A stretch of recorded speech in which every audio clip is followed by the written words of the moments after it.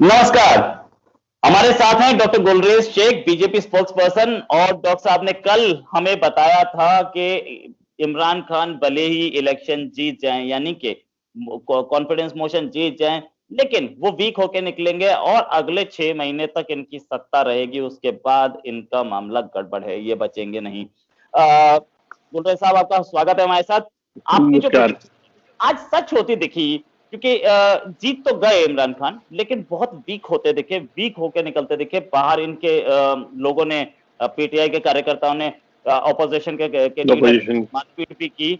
और मारपीट करना अपने आप में बौखलाहट दिखी। जो बॉडी लैंग्वेज दिखी उनकी अपनी असेंबली में ही, उसमें भी दिखा कि वो घबराए हुए थे खासे।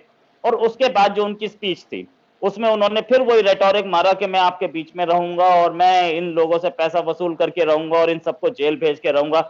जो रेटोरिक बिल्कुल घबराए हुए आदमी वाला। क्या आपको कैसे अंदेशा था कि इमरान खान अब निपटने के कगार पर हैं, खत्म होने की कगार पर हैं, और इस बार जीत भी गए तो ये 6 महीने से ऊपर नहीं? ये अंदेशा आपको कैसे मिला था? देखिए, मुझे इसलिए लग रहा था ये चीज क्योंकि डेवलपमेंट जो थे वो बहुत जल्दी हुए थे। और ये हुए थे कुछ ही हफ्तों में, जब ये सियालकोट वाला वहां का चुनाव को इलीगल घोषित कर दिया था, नल एंड वॉइड घोषित कर दिया था वहां के इलेक्शन कमीशन ने। तो इसका मतलब ये हुआ था कि कहीं ना कहीं जो मिलिट्री इस्टेब्लिशमेंट है उसका हाथ इमरान खान के सर पर उस प्रकार से नहीं है। और मिलिट्री के खिलाफ भी, विशेषकर पंजाब, विशेष में पाकिस्तान का जो पंजाब सूबा है, उसमें जो जनता की आवाज हो रही थी, जो कि कहीं ना कहीं जो पीएमएल जो है, जो नवाज शरीफ की पार्टी है, नवाज शरीफ की जो बातें थी उनसे इको उनकी भी मिल रही थी। और नवाज शरीफ क्या कर रहे थे, मिलिट्री लीडरशिप के ऊपर डायरेक्ट अटैक कर रहे थे। तो शायद घबरा गई थी मिलिट्री कि आवाम में वो जो पंजाब, जो वहां का सबसे बड़ा सूबा है, जहां पर से सबसे ज्यादा रैंक्स आती हैं मिलिट्री की, वहीं पे यदि लोग बाजवा को, जो बाजवा जनरल को कुत्ता बोलने लग जाए नारों में, तो आप समझ जाइए कि वो चीजें किस तरफ जा रही हैं। तो संभवतः इसीलिए कहीं ना कहीं मुझे दिख रहा था कि ऑपोजिशन और मिलिट्री लीडरशिप के बीच में कुछ पैक्ट हुआ है कि मिलिट्री अब उस प्रकार से इमरान खान के सर पर हाथ नहीं रखेगी। और यही कारण था कि जो वहां पर सेनेट की वोटिंग में जो इमरान खान के पास 178 मेंबर्स थे, सांसद थे, उनमें से केवल 164 ने उनके फाइनेंस मिनिस्टर के लिए वोटिंग की।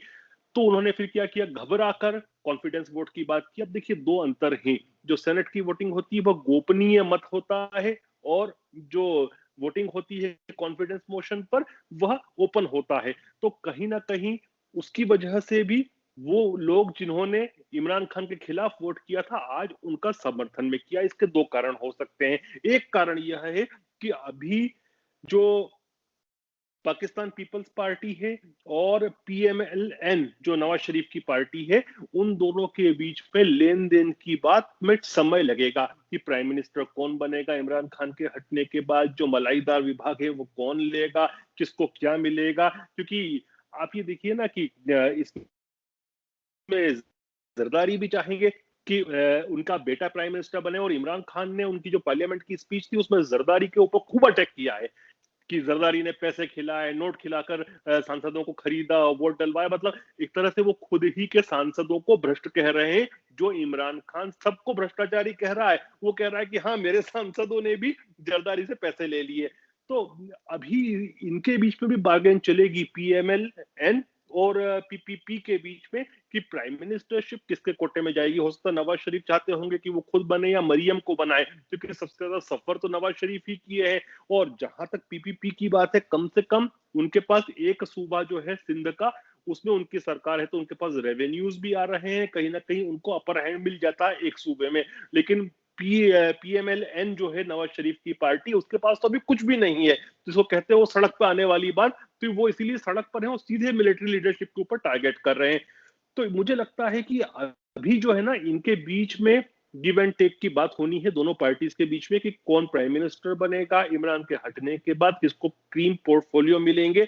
उन सब के ऊपर एक बार बात हो जाए, तो जिस प्रकार से इमरान खान ने कॉन्फिडेंस मोशन लाए, ये लोग नो कॉन्फिडेंस मोशन लाकर इमरान खान को उतार देंगे।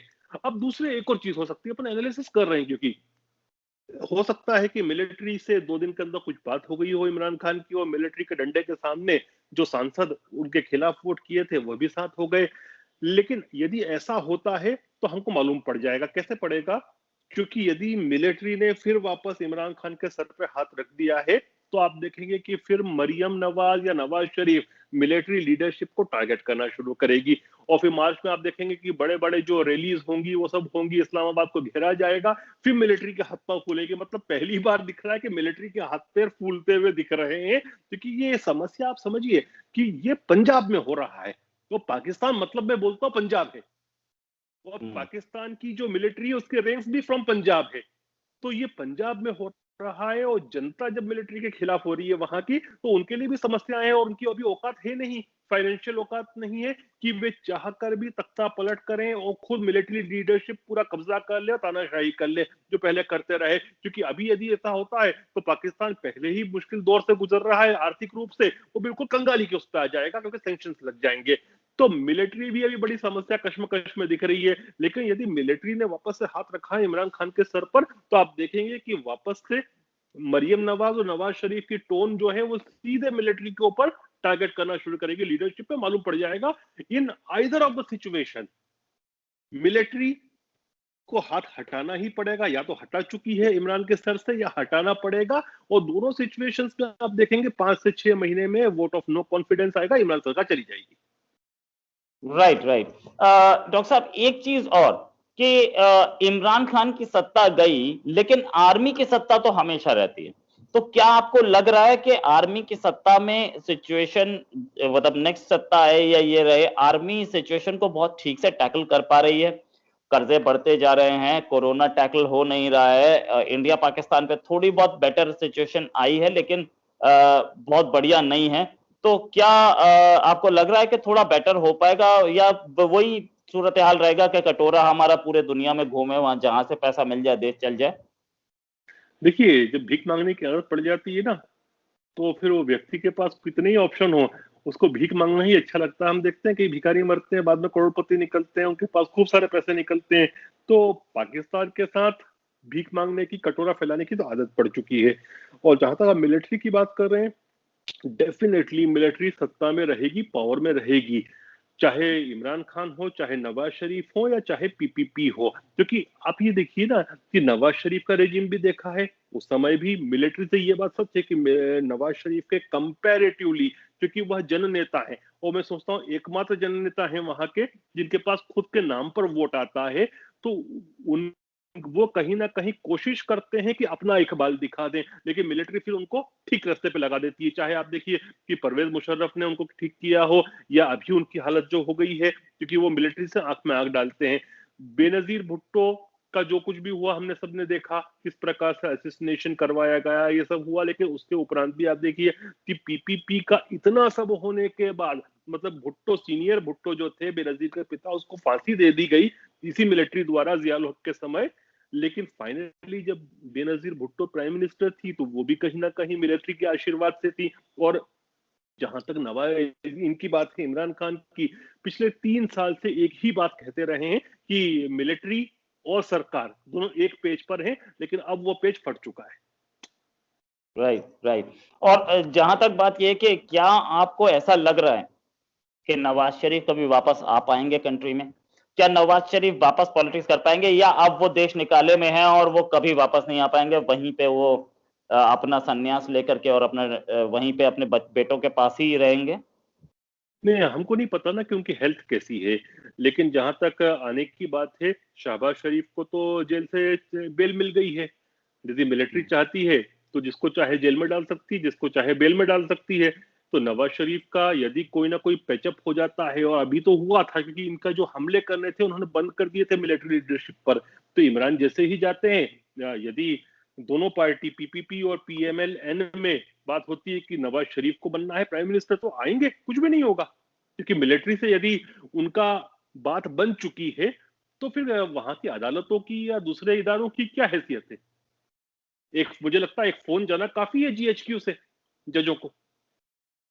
सही बात। तो जैसे सत्ता पे काबिज हैं, और अब आपने ही बताया था कि Imran Khan day by day weak होते जाएंगे, तो क्या अब डायरेक्ट सत्ता पे पकड़ बढ़ती जाएगी बाजवा की, या दोनों में कॉन्फ्रंटेशन आपको बढ़ती दिख रही है? देखिए, मुझे लगता है कॉन्फ्रंटेशन होगा। क्यों होगा? क्योंकि बाजवा चाहकर भी जिस प्रकार से जनता में रोष मिलिट्री के खिलाफ हो रहा है पहली बार इस तरह से, तो मुझे लगता है कि कन्फ्रंटेशन के अलावा कुछ बचता नहीं, और आखिरी में स्थिति यह होगी कि वोट ऑफ नो कॉन्फिडेंस आएगा, उसके बाद इमरान सरकार गिरेगी और फिर इमरान उसी स्थिति पे आ जाएंगे कि जिसमें नवाज शरीफ से हो सकता है कि उनको भी देश छोड़ना पड़े। अभी ये नहीं पता कि कितने भ्रष्टाचार किया है उन्होंने, लेकिन बाद में निकलेगा यदि भ्रष्टाचार नहीं किया है तो हो सकता है वहां पर रहें, दूसरे केसेस में रहें, या फिर हो सकता है कुछ ऑपोजिशन करने की कोशिश करें, लेकिन बहुत ज्यादा कर नहीं पाएंगे। क्योंकि देखिए, आप ये मान के चलिए कि इमरान खान जो है वो जननेता नहीं है, मिलिट्री मेड नेता है। और मिलिट्री के बिना तो वो चुनाव भी जीतने की हैसियत नहीं थी। पाकिस्तान में वास्तव में जननेता कोई है तो वो तो नवाज शरीफ है, और है कौन वहां पर? Right, right, right. तो ये सिचुएशन, और आपने कल ही बता दिया था कि क्या सिचुएशन रहेगी। आज घबराए घबराए दिखे प्राइम मिनिस्टर इमरान खान। हाँ, ये जरूर कि इमरान खान ने धमकी जरूर दी। अब पता नहीं कैसी धमकी दी, क्या पता उस धमकी के पीछे भी कोई डर है या नहीं। डरे हुए दिख रहे थे, पार्टी में रोष था और पार्टी की हाथापाई भी हुई ऑपोजिशन के लीडर्स के साथ। सब पाकिस्तानी पॉलिटिक्स में सब होता है, और ये वैसे थोड़े एक्सेप्टेबल व्यूअर्स भी के है। लिए एक बात कह दूं कि जिसपे थोड़े से क्या? इसको अदरवाइज कोई भी नहीं ले, क्योंकि मैं भारतीय जनता या, पार्टी का प्रवक्ता हूं, इसलिए लोग इजीली अदरवाइज लेंगे। लेकिन बात गलत तो मुझे नहीं लगती, लेकिन केवल हंसी के लिए बोल रहा हूं, थोड़ा लोग मुस्कुरा भी दें। जब इमरान खान बोल रहे थे ना, तो ऐसा लग रहा था कि अरविंद केजरीवाल को कॉपी कर रहे हैं। नहीं कि मैं सबको जेल में डाल दूंगा, सब चोर हैं, इसी प्रकार से तो कर रहे थे वो। इसी के साथ एक बहुत अच्छा लास्ट कमेंट दिया आपने। इसी के साथ हम आपका धन्यवाद करते हैं टाइम निकालने के लिए। उम्मीद है एक और इशू के साथ हम दोबारा आएंगे। इशू बहुत सारे हैं आपके साथ, और आपके पास नॉलेज भी अपार है। इतने कम टाइम में आपकी नॉलेज लेना टफ हो जाता है, लेकिन क्या करें, समय की मजबूरी। अगली बार हम फिर आपके साथ नेक्स्ट टाइम हम बात करेंगे या तो जो एमबीएस के साथ चल रहा है सऊदी अरब में उसके ऊपर, और अमेरिकन सैंक्शंस। हाँ, इस बारे में बात करना चाहता हूं, एक दिन करेंगे हम, कि अमेरिका जो बार बार सैंक्शन लगा रहा है अलग अलग कंट्रीज पर, अब वो इतना ज्यादा यूज और मिसयूज कर लिया है सैंक्शंस का कि अब उन सैंक्शंस का कोई वर्चस्व नहीं बचा, कंट्रीज पर इफेक्ट नहीं पड़ा। कंट्रीज जो चाह रही है वही कर रही है सैंक्शन के उपरांत भी। हम उस पर बात करेंगे। या डॉक्टर साहब, नेक्स्ट टाइम अराउंड 100% हम इसी पर बात करेंगे। अभी के लिए नमस्कार, और आपको टाइम निकालने के लिए बहुत बहुत जय हिंद। शुक्रिया। जय हिंद डॉक्टर साहब।